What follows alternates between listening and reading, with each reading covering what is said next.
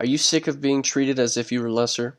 Have you ever been told something along the lines of, the world is a cruel place, or people won't care about your needs, and so on? Well, I'm here to tell you that this is somewhat true. But it doesn't have to be. The world is what you make it to be, and that saying goes deeper than you might have initially thought. The world isn't just what you see it as mentally. By this, I mean that someone could choose to focus on seeing only cruelty in the world, and with that they pass on negativity into the world that they are seeing, which just adds on to it. So this means if you choose to see good in the world, you could lead by example and end up passing on the good. One should lead by example by being loving, respectful, and mindful.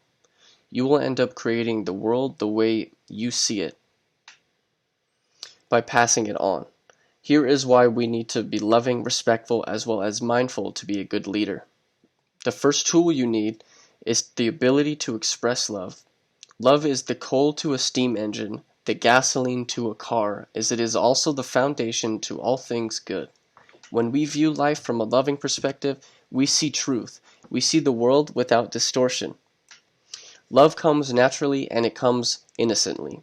Let nothing be done through strife or vainglory, but in lowliness of mind.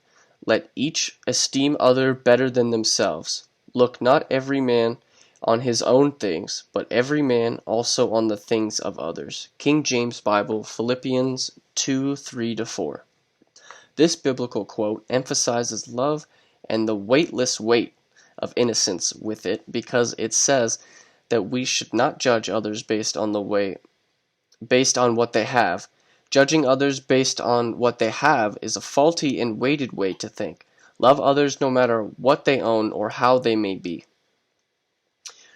Well, what about those who do things outside social norms and even against others? How can we love these people? These types of people should be loved too. Everyone should be loved, regardless of how they make you feel. And this is because if we make exceptions to not love a group of people, love is not fair. And that is a dangerous way to think because it may cause one to have a distorted view and could lead to social issues such as discrimination. Love is fluid and comes out naturally, and it is also rewarding to those around you and to yourself. With love comes my next point, showing respect. Showing respect to others is another tool you will need before leading by example. Once you feel love for those around you, you can do your best to respect those who differ from you. Respect is not only a tool you should use to lead by example, but it is a trait that could change the world. Can you imagine how much better society might be if everyone respected each other's beliefs? This would end wars, disputes, and even heal relations, but unfortunately, the world is not yet this way. But it could be if we do our best to pass on the teaching of respect to our children.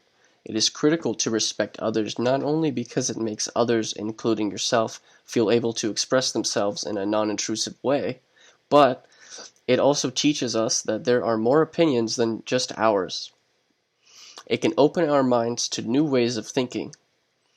Quote, respecting someone else isn't making a decision about them by their mentalities, practices, or contemplations. It isn't expecting somebody to be something else. Saad Khan. Khan explains it well. We shouldn't expect respect from others, but we should most definitely give it. When we get respect back from people we show it to, it is all the more rewarding. A leader must always respect their people and surroundings. With that said, this leads us to my final point, and that is to be mindful of others. Mindfulness goes hand in hand with love and respect. It is much easier to be mindful if you are respectful, and it is much easier to be respectful if you are mindful. But being mindful is a bit different than being respectful. In being mindful, you are constantly scanning and monitoring your social surroundings. Allocating mindfulness to one of your human attributes will help you be a leader and live a much easier life. Being mindful of how others feel is something we all need to do, because in doing so, we can make sure we are thinking about how others feel. If you think about how others feel, then you can form better relations with them. Being mindful is very important more now than ever because people are expressing themselves more and more. If we are mindful, we can also try to understand why people may think the way that they do. and in doing so we can respect them in a new light.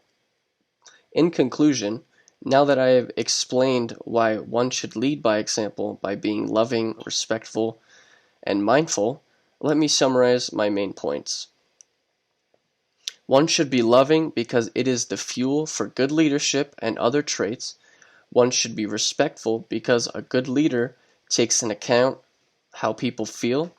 And one should be mindful because a good leader is one that takes everyone's wants into mind while making decisions. With these three very basic traits of good leadership, the world can change if taught correctly. And with that, I would like to end this with a true leader's quote, Dr. Martin Luther King Jr. Returning hate for hate multiplies hate, adding deeper darkness to a night already devoid of stars. Darkness cannot drive out darkness, only light can do that. Hate cannot drive out hate, only love can do that.